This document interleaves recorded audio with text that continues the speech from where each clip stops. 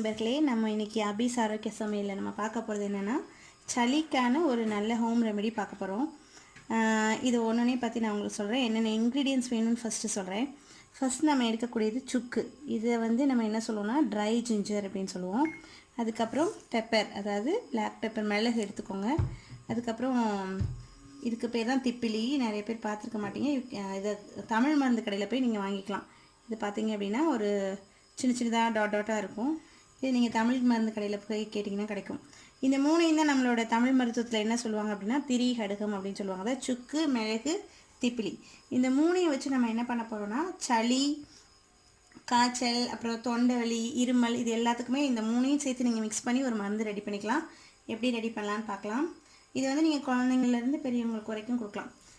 குழந்தைங்களுக்கு கொடுக்கணுன்னா ஒரே ஒரு பிஞ்சு மட்டும் இந்த மிக்சர்லேருந்து எடுத்து கொடுக்கணும். நான் இப்போ எப்படின்னு செஞ்சு காமிக்கிறேன், அதுக்கப்புறம் பார்க்கலாம். ஃபஸ்ட் நீங்கள் சுக்கை அப்படியே போட்டு அரைக்க முடியாது. அதனால் நீங்கள் ஒரு உரலில் போட்டு இந்த சுக்கை என்ன பண்ணுறீங்கன்னா இடித்து எடுத்துக்கோங்க.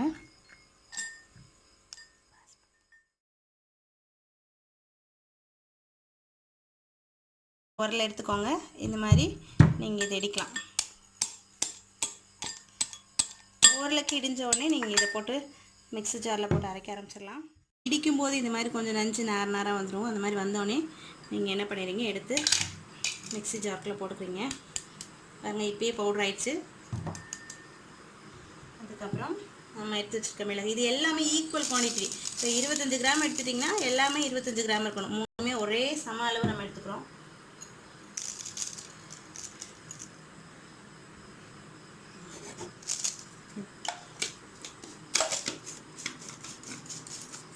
இதை அரைக்க போகிறோம். இந்த மாதிரி ஜார் இருந்துச்சுன்னா அவங்களுக்கு கன்வீனியண்ட்டாக இருக்கும். மசாலா அரைக்கிறதுக்குமே இது இருக்குது.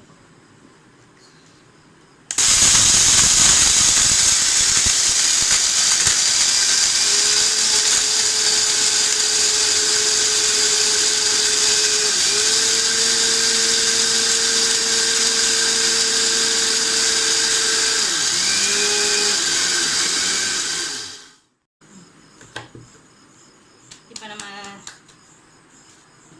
மிக்ஸி ஜார்லேருந்து எடுத்து பாருங்கள், நல்லா பவுடர் ஆயிடுச்சு. நீங்கள் இதை ஒரு சின்ன ஜல்லை போட்டு அரைச்சி வச்சுக்கலாம்.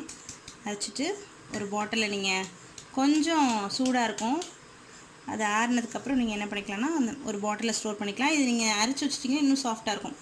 இது என்ன பண்ணுறீங்க அப்படின்னா குழந்தைங்களுக்கு கொடுக்கும்போது ஒரு பிஞ்ச் எடுத்துக்கோங்க.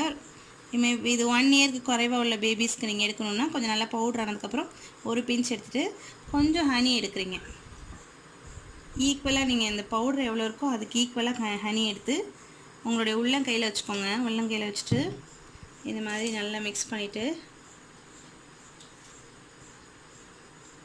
உங்களுடைய குழந்தைய கூப்பிட்டு நீங்கள் என்ன பண்ணிக்கலாம் அப்படின்னா அப்படியே நாக்கு நீட்டு சொல்லி அதில் தடவி விட்டுறணும். எவ்வளோ இருக்கோ உங்கள் கையில் எல்லாத்தையும் கொஞ்சம் கொஞ்சமாக தடவி விட்டுருங்க. அவங்க அதை விழுங்கும் போது அந்த தொண்டையில் இருக்க எல்லா கரக்கரப்பும் போயிடும். அப்புறம் தொண்டையில் இருக்க எல்லா சளியும் அப்படியே வந்துடும். ரொம்ப குழந்தைங்கன்னா அந்த சளி மோஷன்லேயே அவங்களுக்கு போயிடும்.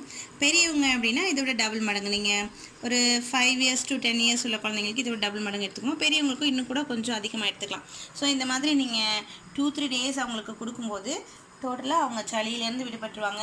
இருமல், அப்புறம் தொண்டை வலி எல்லாத்துலேயும் இருந்து அவங்களுக்கு விடுதலை கிடைக்கும். ஸோ இதை நீங்கள் ட்ரை பண்ணுங்கள். ட்ரை பண்ணிவிட்டு உங்களோட கமெண்ட்ஸை எங்களுக்கு தெரிவிங்க. நன்றி, வணக்கம்.